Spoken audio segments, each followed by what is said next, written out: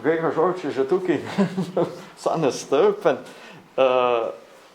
Predstavil nam bo temo uporabo podatkov laserskega skeniranja površja, zgodovinskih kart in spletnih pregledovalnikov registra kulturne dediščine za namen raziskovanja Soške fronte.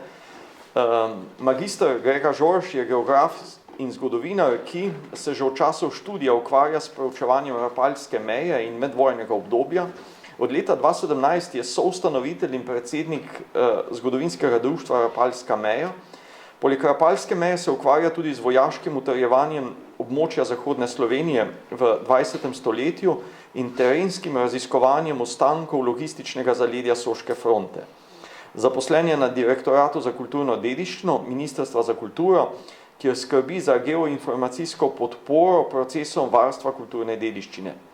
Meni, da so zgodovinski zemljevidi izjemno raziskovalno orodje, zato pri svojem delu zagovarja njihovo prosto dostopnost, uporabnost in urejenost. Vse to je združil v spletnem pregledovalniku registra kulturne dediščine. Grega Žorč je tudi eden naših sodelavcev, s katerim se večkrat posvetujemo, ga zaprosimo za kakšno uslugo, pomoč, tudi z razstavo o transportu je pripravil ta nosilni glavni zemljevid in pa tudi 3D pogled na zgornjo Soško dolino in pa shemo Rabelskega rudnika, za kar se mu iskreno zahvaljujem. No. Grega, mikrofon je tvoj. Najlepša hvala za takšno predstavitev. Pred mano je sila nehvaležna naloga, menim, da so kar 3. Kot prvo sem zadnji na vrsti in sem edina ovira pred koncem, zaključkom in kosilom. Kot drugo sledim Jankovi slikovno bogati predstavitvi. In kot tretje, kot že naslov pove, sem imel kar velike težave pri tem, kaj sploh predstaviti. Soška fronta je vseeno veliko območje, zaledje pa še večje. Tako da v bistvu sem si to predavanje zamislil v smislu izbranih primerov posameznih lokacij, ne pa, da bi se spuščal v podrobnosti posameznih mikroorganizacijskih stvari.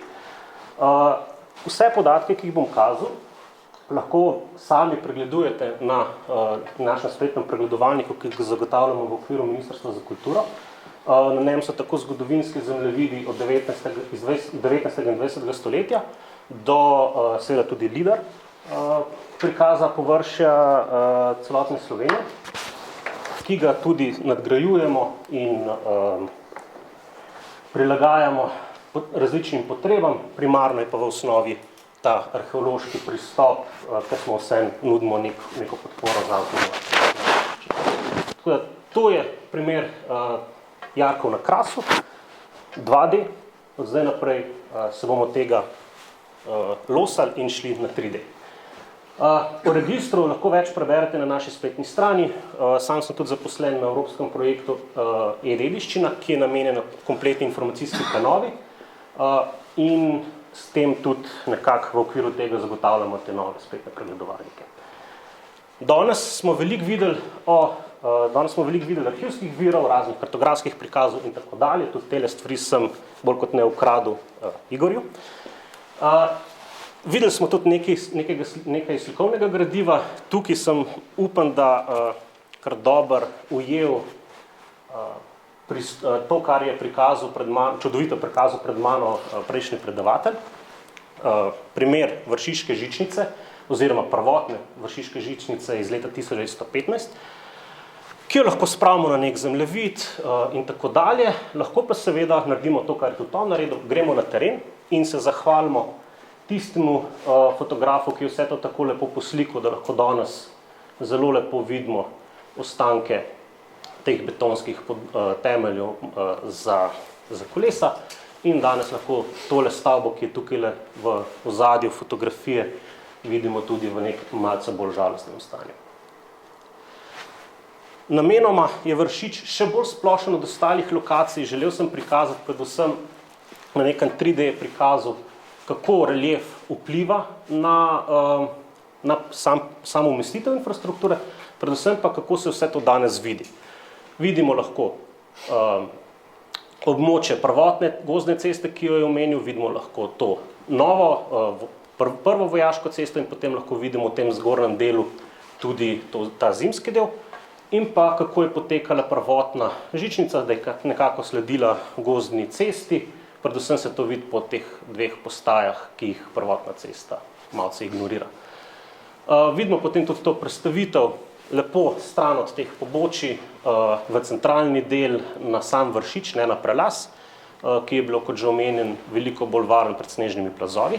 In zdaj, če obrnemo pogled na drugo stran, na Trentarsko, vidimo ta grozno nevaren del, ki kar kliče po temu, da se vse zvali na traso žičnice in to prestavitev potem na višje ležeča sicer pobočja, še zmeraj nevarna, ampak vseeno manj kot graben. Tole je bilo že predstavljeno, predvsem sem jo želel obestiti gor zaradi tega, ker kar naenkrat to postane najvišji del tele tovorne žičnice, ki poteka potem v Trentu. Nekaj malce drugačnih pristopov, ki jih na terenu rabimo. Vidimo fotografijo tovorne žičnice na območju zelo splošno Trnovskega gozda, v ozadju lahko sklepamo, da gre za Predmejo. In če se odpravimo na teren, lahko še danes vidimo tale približno lokacijo tega vrha v sredini, vidimo malce bolj zaraščene tele stene pri Predmeji in pa tudi teli kupi so še danes prisotni na teh mestih. Kaj pa tam, ker ni tako izrazitih recimo temu reliefnih značilnosti. Sam sem se dolgo časa ukvarjal s tem, kje je ta fotografija nastala. Je nad vse zanimiva, zaradi tega, ker prikazuje dvojno žičnico, ne enojno. Ne dvojno, prikazuje dve tovorni žičnici. In zopet nam tukaj lahko da odgovor 3D prikaz površja. Nekako tole lahko povežemo s temle majhnim sedlom na terenu, predvsem pa je tukaj v ozadju tale vrh, ki nam da nekako orientacijo, kje je to. In ko gremo, lahko tudi na Google Maps, dajmo vztrajati na kabinetnem delu pri deli predstavitvi, vidimo, da danes v naravi praktično si ne bi mogli predstavljati, da gre za isto območje. Gre pa za cesto od Črnega vrha nad Idrijo proti Colu, to je praktično danes že del Cola. Tako kakor so mislili na park vojaške zgodovine z odprtim poligonom gradnje tehle jarkov, tako je treba se zahvaliti tudi žičničarski enoti, predvsem na območju Vršiča, ostalim niti ne toliko veliko, zato ker na Vršiču so bili res pridni in so povsod gradili tele betonske temelje, ki jih lahko danes brez problema najdemo še vedno na terenu. Medtem ko so druge, ker ta slika je tudi z Vršiča, so pa uporabljali lesene, nekako temelje za ta kolesa. Les ni ravno večen material, zaradi tega tudi pri ostalih žičnicah, predvsem na Trnovskem gozdu, ni tako atraktivnih pogledov, vsaj na Lidarju, na ostanke teh infrastrukturnih sistemov. Ampak, če ne gre po zraku, gre po zemlji. In nekako zdaj bi si v tem sklopu pogledali nekaj ostankov ozkotirnih železnic. Tole je gradna Feldbana ozkotirna železnica na Krasu in tudi daje odgovor, kako je bilo mogoče tako hitro te stvari zgraditi. Vidimo, da reliefno neki preveč zahteven teren in pa se, če pripeljete dovolj delovne sile in jim date orodje, se tudi vse da narediti. Opozoril bi na, ne toliko na širino proge, niti ne na lokomotivo, opozoril bi na tale betonski peron, rob perona.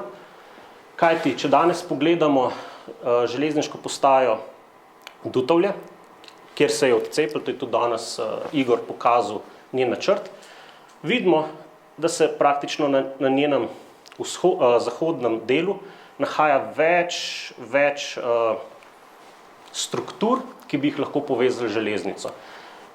Če jih pogledamo z druge strani, vidimo železniško postajo, vidimo neke perone, potem nasip, kmeta, ki je zoral eno pomembno železniško križišče, kajti tukaj vidimo, da se je stvar lepo odvila v levo, hkrati pa tudi naprej v desno. In vse to so pomembni podatki, kajti bistvo geografskih informacijskih sistemov, znotraj katerega recimo, da to tudi sodi, je to, da nam da možnost pregleda, širšega pogleda, ki ga enostavno na nogah ne moremo dobiti. Skratka, povežemo nekaj v neko celoto, neko sliko. Če se odpravimo po železnici proti Kostanjevici na Krasu, lahko pridemo do železniške postaje Gabrovica, ki se tudi tamle gor desno vidi. Recimo, da lahko umestimo in sledimo trasi takole lepo na levo, tole Gabrovica, in tudi železniška postaja je nekje na tej ravnini, če gremo naprej. In se potem približamo Kostanjevici na Krasu. Takole lepo se kot kača Feldbahn oziroma njegova trasa še danes vije proti Kostanjevici. Še malo bolj detaljni pogled.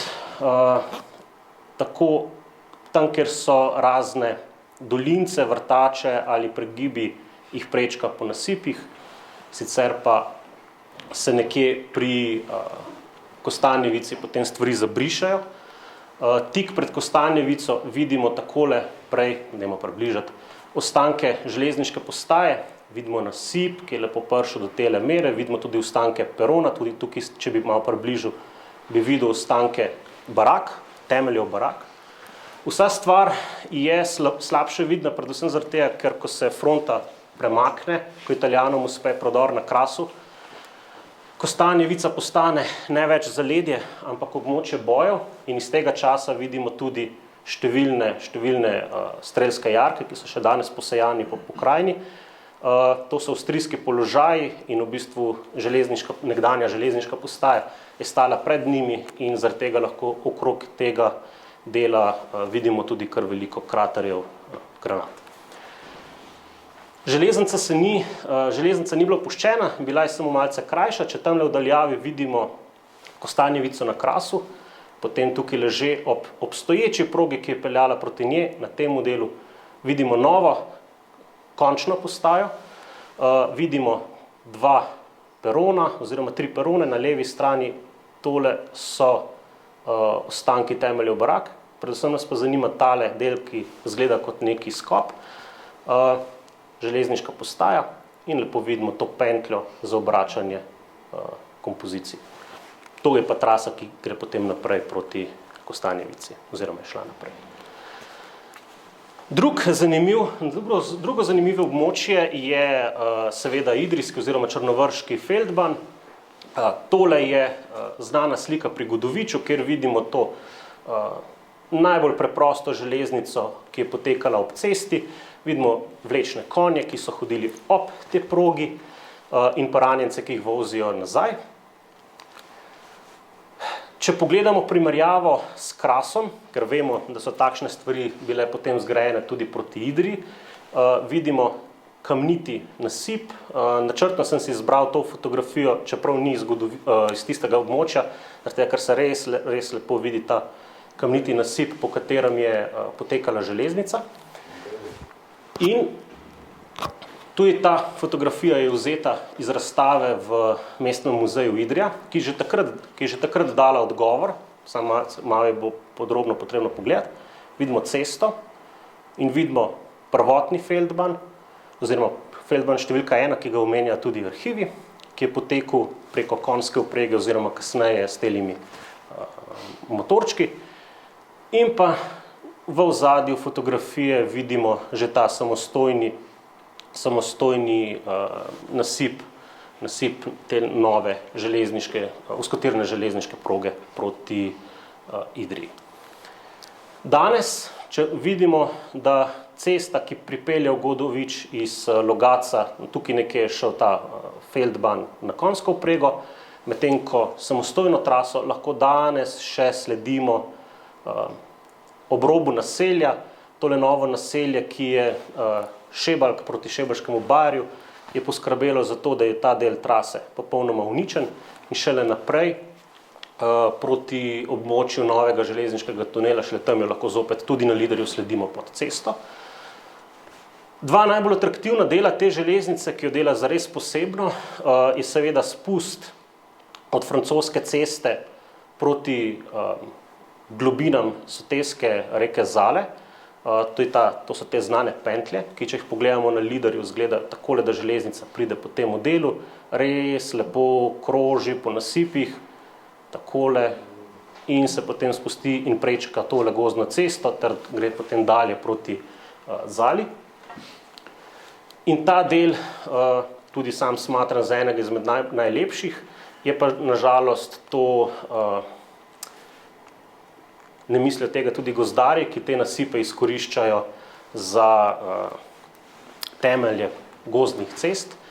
Tudi tukaj vidimo to cesto, ki je bila zgrajena le nekaj let pred snemanjem Liderja, leta 2014 na tem območju, in tudi na tem delu vidimo, kako v bistvu po tej ozki trasi vzkotirne železnice danes poteka široka gozdna cesta. Drug del so ključi, vrh ključ, tele vzpetine, kjer se tako imenovana francoska cesta v serpentinah spusti v Podrotejo, ter potem proti Idriji. Na ta del je prišel tudi prvi feldban na konjsko vprego po cesti in to 300-metrsko nadmorsko višino premagal v obliki vzpenjače, podobno kot imamo ohranjeno tudi v fotografijah na Sabotinu. Trasa izgleda takole, na vrhu je še ohranjena tak kup zgornje postaje, potem imamo ta osrednji del v obliki nasipa in ta zadnji pregib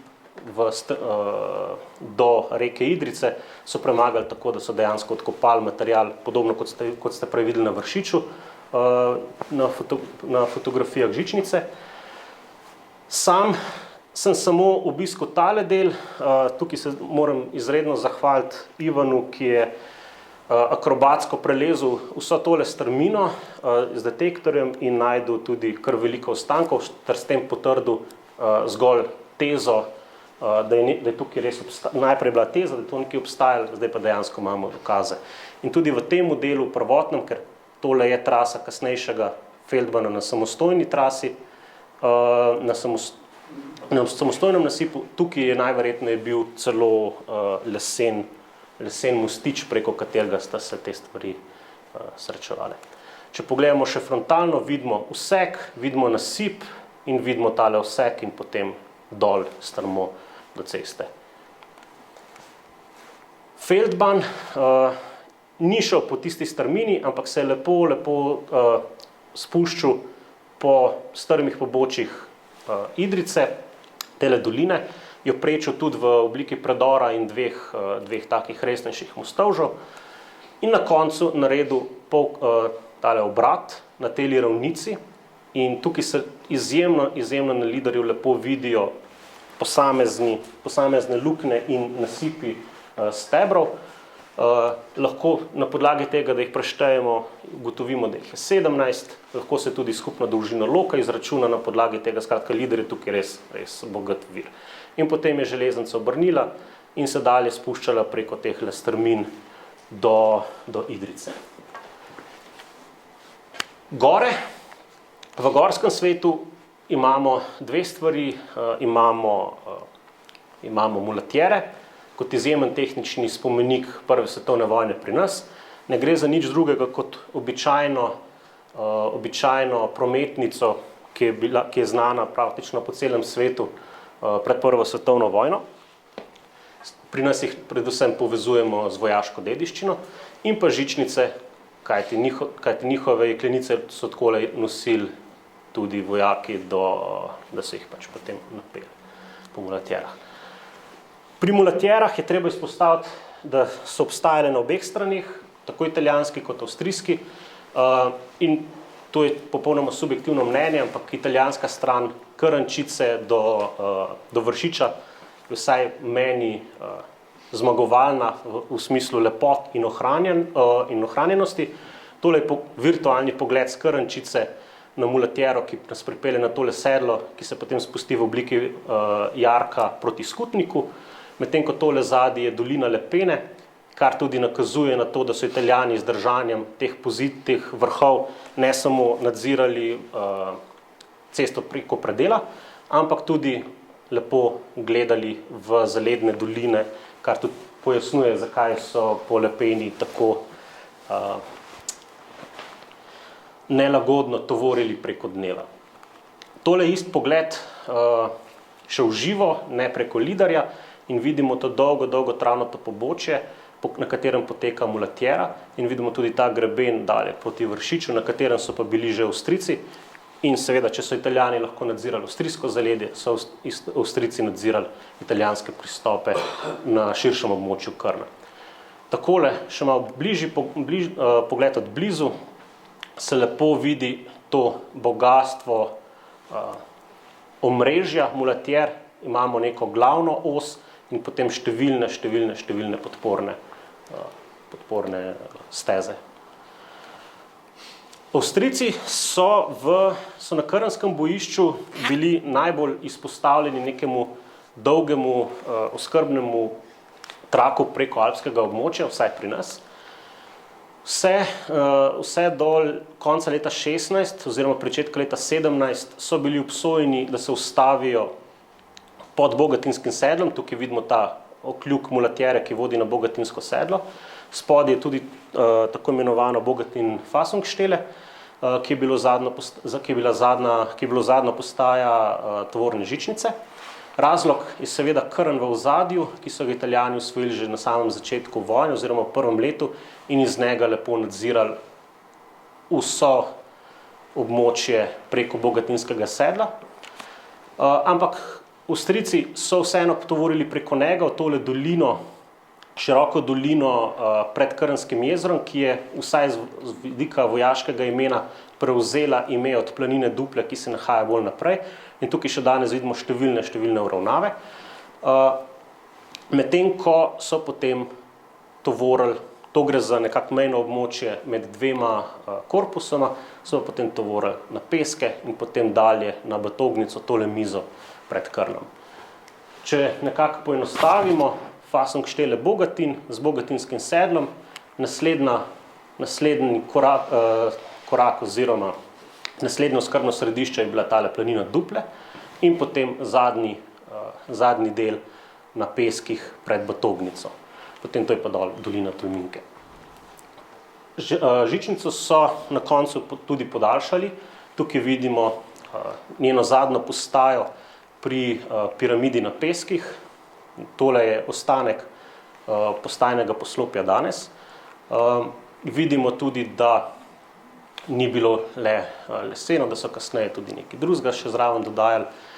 In če se zopet vrnemo v virtualni svet, tole je območje piramide. Tukaj vidimo dostopno mulatjero iz planine Lasce. Tukaj vidimo del tega naselja in obzidja s strelnimi linami, ki je bil viden na prejšnji fotografiji.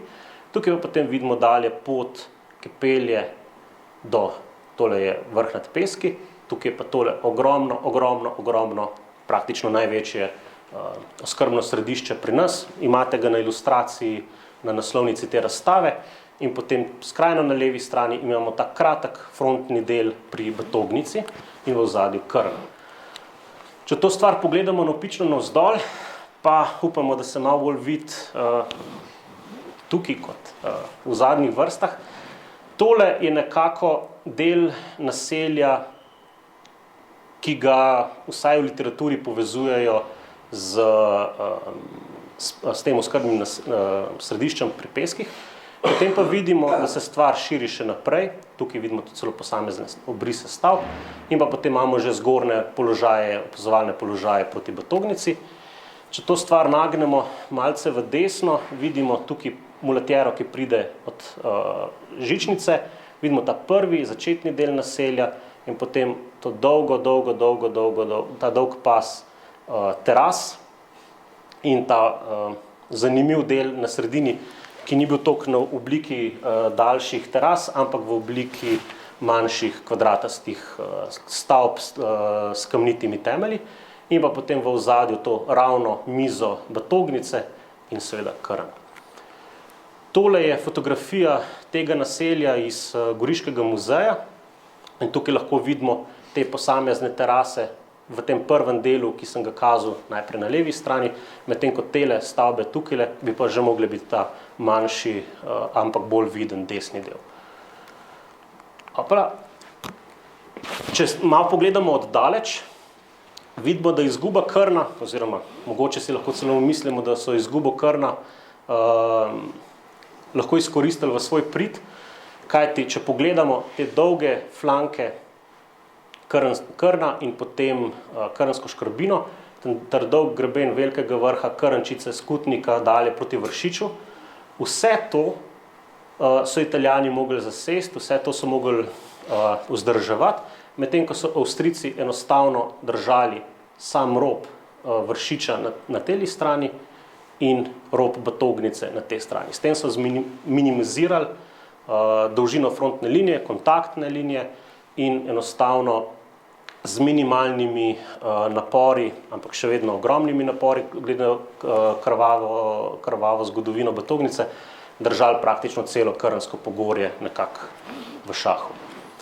Tako da tukaj je še pogled na to, kako je avstrijska vojska iz tega območja Rdečega roba, Vrha nad Peski in Batognice na tem mestu, kjer je bila frontna linija, hkrati opazovala celotno dostopno pobočje Krna s telimi mulatjerami. Tako da to, kar so Italijani gledali Avstrijcem, se je tudi njim maščevalo, ker se jim gledali lepo v zaledje. Vse to, pa to je mogoče misel za naprej, je lepo in fajn vidno na Lidarju, vse to lahko raziskujemo, opazujemo in nekako zbiramo podatke. So pa te stvari v tako dobrem merilu, Lidar je navsezadnje narejen v polmetrski resoluciji, da lahko brez GPS-a poklikamo vse ostanke v zelo dobri natančnosti, takole izdelamo shemo osrednjih tovornih poti, podpornih tovornih poti, tudi žičnic, kako so z natančnimi lokacijami postaj in pa seveda tudi takole na nivo posameznih stavb.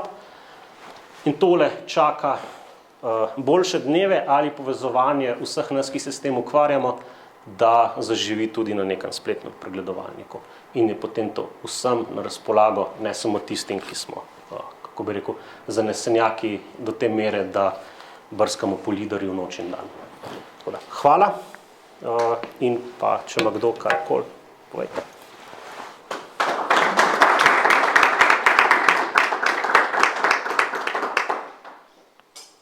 Aplavz še ne pomeni, da nimamo vprašanj. Je tudi aplavz. Kar povejte. A gremo po vrstnem redu? Kar povejte zadnji. Jaz prihajam z Krasa, zaradi tega me je tista vaša predstavitev od Lutove do Kostanjevce zelo zanima. A ste celotno traso, ki bolj preštudirali, kako se je iz Lutovelj potegnila, odvila ali pa zavila železnica mimo Skopega, naprej mimo Kosovelj proti Gabrovci? A imate morda to že preštudirano? Točno ta odsek in Komen in odsek pri Komenu sta problem zaradi naknadnih posegov. Lidar je tukaj dal odgovore tam, kjer človek ni posegel po letu 1918, povsod druge kot na primeru tistega kmeta, ki je zoral njivo, vse je v redu, pa teh odgovorov ne more dati. Vidi se posamezne odseke, ki se jih da potem nekako nepreverjeno povezati. Zakaj me ta železnica zanima? Zaradi tega, ker to je železnica, ki je šla iz Lutova do Kostanjevca in obratno. Na Kostanjevci se je morala obrniti, ker tisti vlak ni znal voziti nazaj. Vsaj na tehle... Na severu vasi Kosovelje je morala biti železniška postaja, ki je sedaj niti ne duha, ne sluha v njej.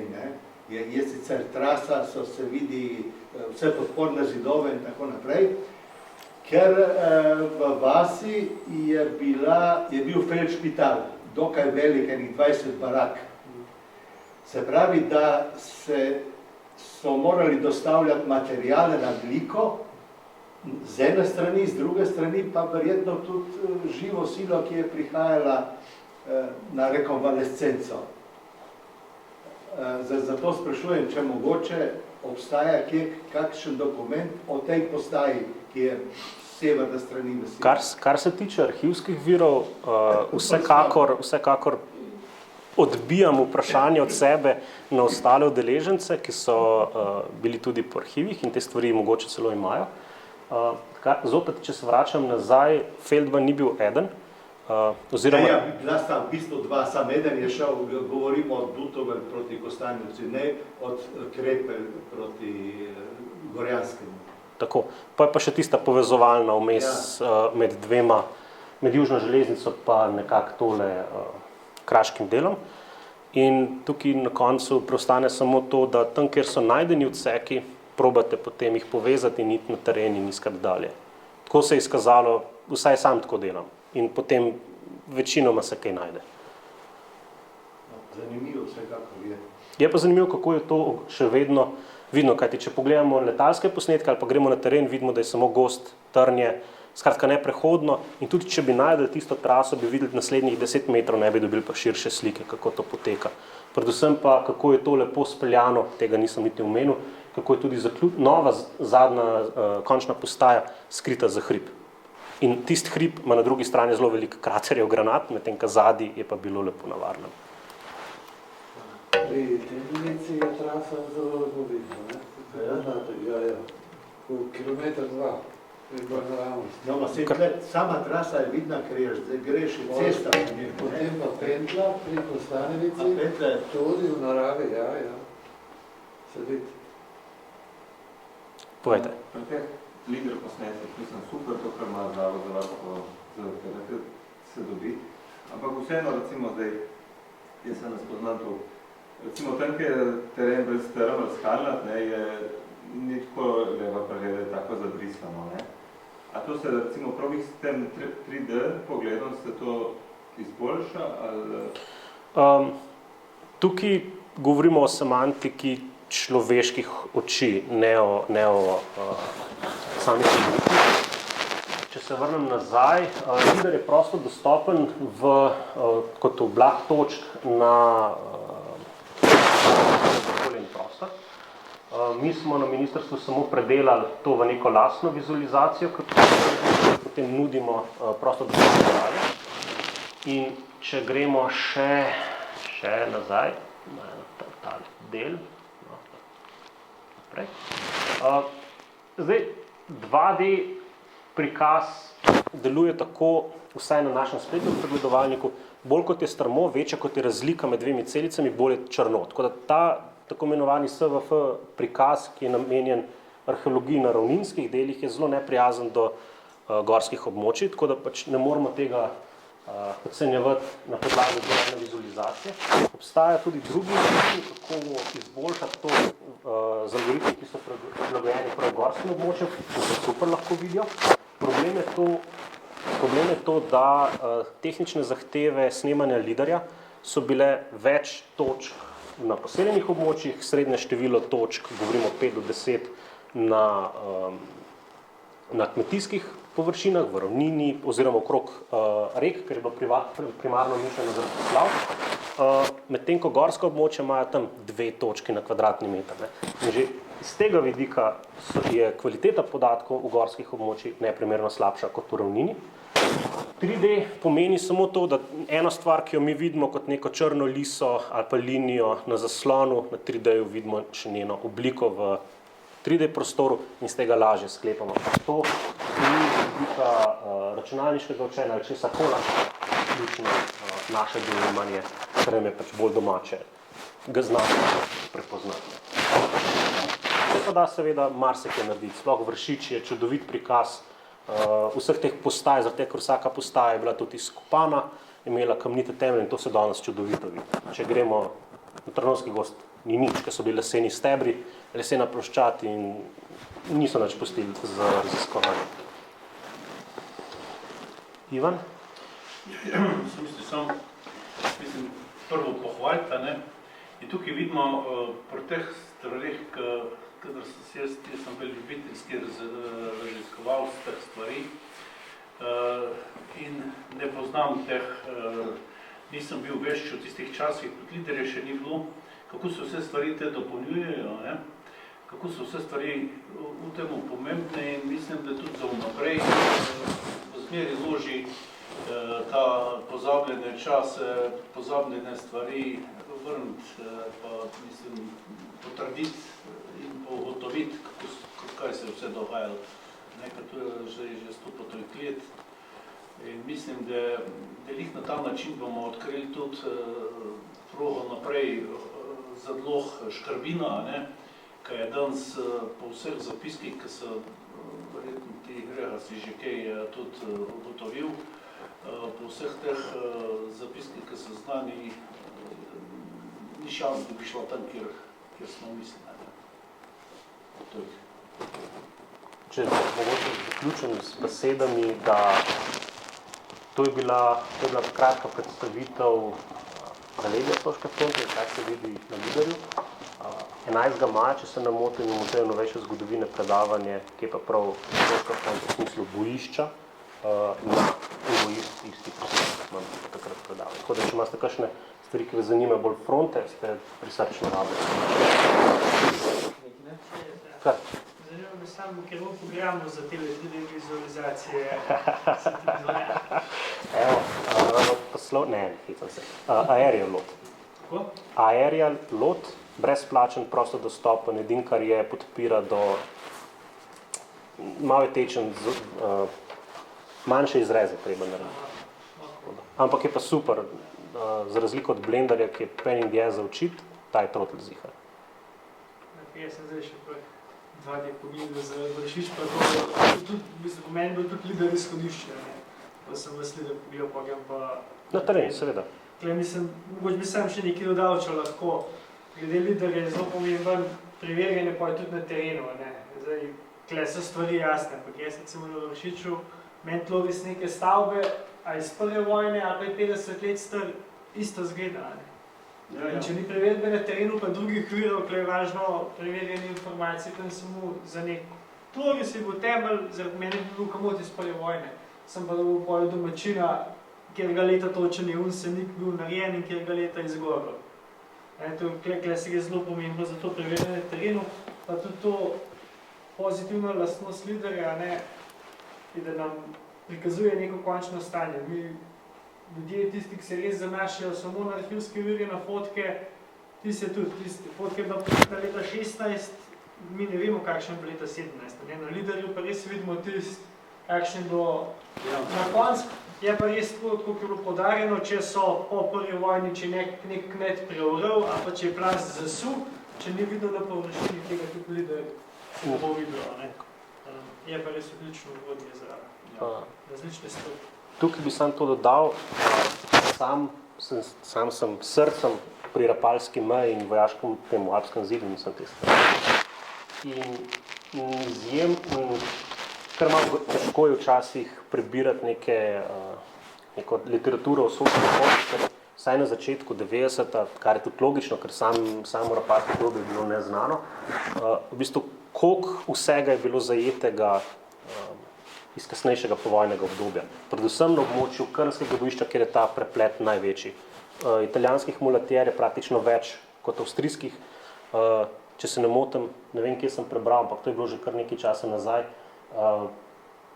se pojasnjujejo, da so Italijani ne samo Batogen so skoraj zasedali v celoti in prišli do unih avstrijskih položajev, ampak jim je tudi okrog nje uspeli zgraditi mulatjero, da bi prišli Avstrijcem za hrbet, je pa tista mulatjera ima tako lepo spominsko tablo iz leta 23. Ko so že Italijani urejali nek spominski park po prvi svetovni vojni. Tako da ja, to preverjanje na terenu in kritični pristop, kar je bilo super prikazano pri ruskih tehle vojnih ujetnikih in številkah, je na koncu najpomembnejše. Mene zanima tiste spenjača, podrotej, kaj to je Bremsberg? Bremsberg. Se pojavlja večkrat tam v vojaških poročilih in včetka nisem vedel, kaj je to, potem sem pa nekako... Meni je o tem Bremsbergu prav že pokojni upravnik tega vozga. In tu so že takrat, že bi rekel 50 leta po drugi vojni, bili zrešene debate, ki so mene zavedle, da ne moram povedati koliko, da kjer ni bilo vreda. In problem je celo to zdaj, ko sem tu jaz kot tisti del, kjer je bil zgledan na stebrih. Kaj sem se namreč lotil z vrne strani, jaz kot dol ven in tam me je mene zavedal, ker če na vrh fališ za 2 centina, je dol na začetku ti za nasipa že skoraj 10 metrov. Mislim, da sem rekel malo čudno, ampak tu me je mene in sem pol falil za cela hrapa, tudi z začetka naprej. Nekjer nisem lotil se spodaj gora. Ta Bremsberg je bil, mi je ta lovar, to sem te reči, povedal, da so že takrat tudi na Feldbahnu predvidevali, mislim, so vedeli že za probleme plazov. In on je meni takrat rekel, veš, že tudi Cetov takrat je rekel, da to je bil, so naredili za slučaju plazov, da bi tisti del proge bil zaprt, bi spuščali vagončke dol po zajli. To je meni rekel in to je bilo za mene svetov. Itak, da sem začel prvi, mislim, da sem bil skoraj, bi rekel, edini okoli tega. Pa je prišel pa Rega. In takrat se je razjasnil, zakaj so lahko naredili od Rodoviče do Idrije v 22 dneh ta del proge. Ker so šli samo po cesti in to je bilo to. In ta del jim je vzel največ cajta, ampak zgleda, da vselih so naredili, ker zakaj so to jih nahalo, delali proga.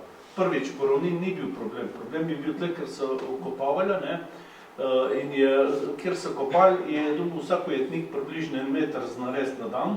Na vsak meter se jih postavili. Zdaj, kadar je prvi končil malo prej, je pomagal tovaršu, na levi je pa na desni, zaradi tega, ker so dobro vedeli, da so bile kazni. Če ni bilo delo upravljeno po cesti in po ravnini, največ je bilo po cesti, so pa postavljali proga in po njih vozili že hkrati. Se pravi, proge so bili tisti elementi dolgi po 1,5 metra sklopija, ker so jih imeli na vagonu, so vzeli iz vagona dol, postavili na cesto in že za tiste 2 metra je lošal naprej vagon in tako, da so oni sam krožili in jaz bi bilo zračunali, da so lahko delali kar že 1 kilometer, 2 kilometra na uro. Ja, se ve, da kakor ti počas greš, tako hitro se to skladajo. Na določenih mestih, kjer so mogli pa širati ali pa prilagajati, tam so pa šli že naprej te gradbeni oddelki. Tudi, kjer so kopali, so šli to prav naprej in tako so strasirali. Tisto ni mogel biti velik problem, ampak tam, kjer so pa za traserjem so šli tisti, ki so naredili, da so lahko hodili piš, zad so kopali že tiste širine, pa so šli zad spet mineri so bili Mađari in največ Avstrijci in tako se je to dogajalo. Je bil pa res tam, kjer se je pa vsekal, ker so na motorni pogonje mogli prirediti, tam je bil pa večji podrih in po mojem tudi mogli biti več ljudi. Pa tam Bremsbergu. Zdaj, če prav razumem, tu so bili položeni tiri in se je v bistvu vagončke zapenjalo in pozajali... Ne, niso nič zapenjali. Tam je Bremsberg, kako se jaz... Klasično uspinjača. So zapeljali vagon na Vožičk, tako gor. Je prišel na lik gor in se je vodoravno. In so ga vagonček spuščali dol. Na sredin... Tako se ga vidi na 2 dele. Na sredin je bilo pa, da se sta vagona srečala. Ko bi bilo hodu nesmisleno, pravzaprav tudi negospodarno, če bi nabil un, ki je šel nazaj gor, vlekel un. Zatem je tudi ta širši del. Je širši del, ja. Se točno vidi, tam je, ko bi rekel, ko železniška postaja na terenu, postavljena naravno za gor. Vse tako. Idrijski Feldbahn mogoče najbolj prikazuje to improvizacijo. Hitro improvizacijo.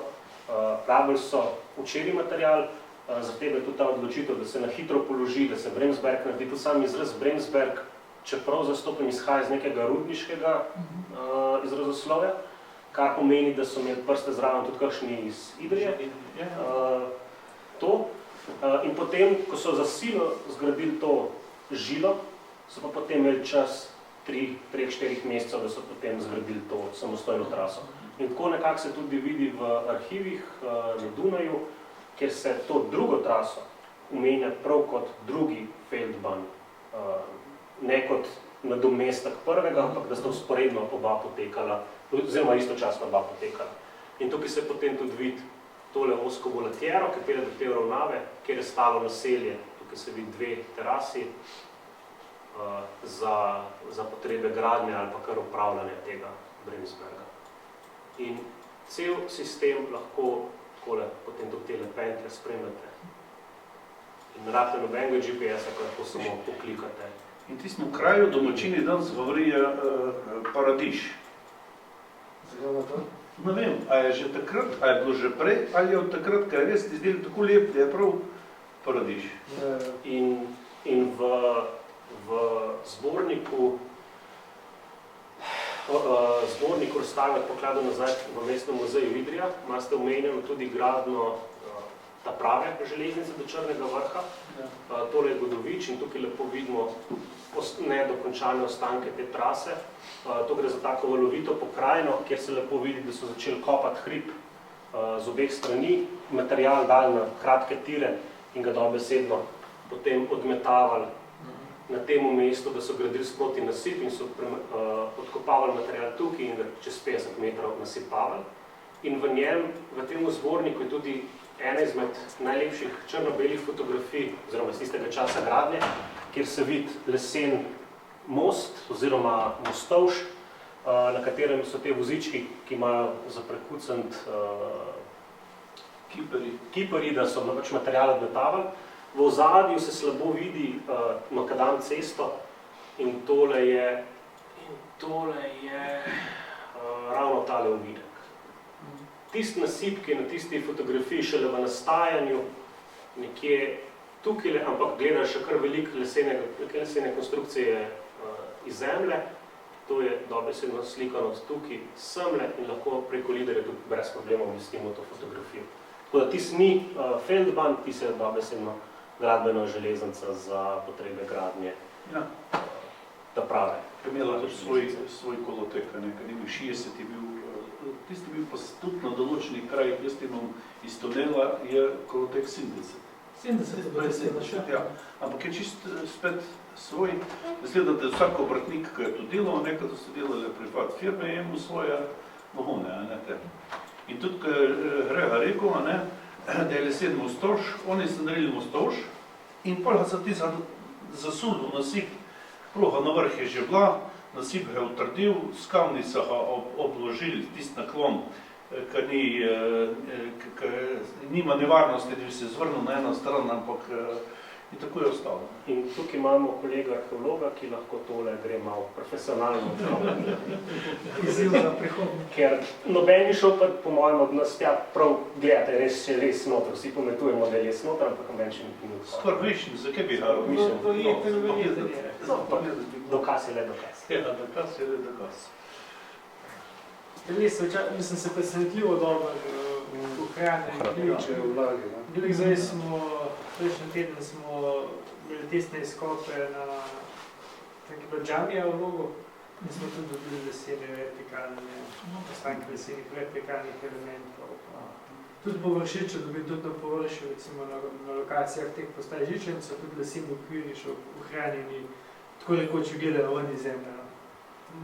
Tako da se zagotovo tudi uspešno les ohranjeni. In zato je pa tudi različnih teh tehnik in progovarjanj in speljevanje na neprave, da dobiš, kako bi rekel, da te spelje v raziskovanje na drug teren, na neprav teren, lik zaradi tega, da se toliko stvari je bilo, pa tak širina, pa taka dolžina, pa širokotirna železnica, pa Feldbahn, pa elektrofeldbahn, ali mislim bencinski, motorni Feldbahn, in vse stvari... Bencinsko-električni. Bencinsko, ja, in vsaka reč je mogla imeti svoje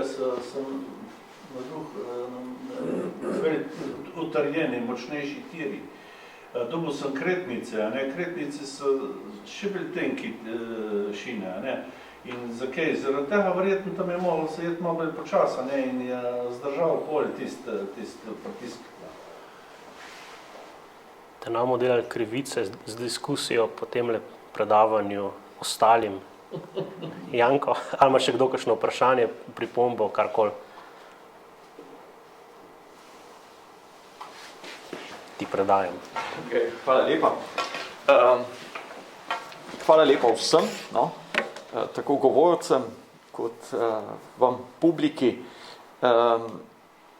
Sem vesel, da smo uspeli sprožiti nek dialog, neke debate, mogoče neko izmenjavo informacij, tudi v bistvu neko mrežo, ne, teh ki se ukvarjate s Prvo svetovno vojno, ki se ukvarjate s transportom. Tako da, to je bil namen v bistvu tudi nenazadnje tega projekta, razstave, pa tudi tega današnjega posveta. Zdaj, v bistvu bi uradno končali. Hvala lepa res še enkrat vsem. Vas vabim tukaj v sosednji prostor, menda so skuhali nekaj za južno, ne? Ker smo že kar lačni, no, po celem dopoldnevu. Pod ste pa povabljeni, da si pogledate še razstavo ali pa karkoli drugega po muzeju, ne. Vsekakor pa res še enkrat hvala lepa tudi za današnjo udeležbo, za vso pomoč pri pripravi razstave, bodisi z informacijami, bodisi z gradivom, fotografijami. Tako da res hvala lepa vsem.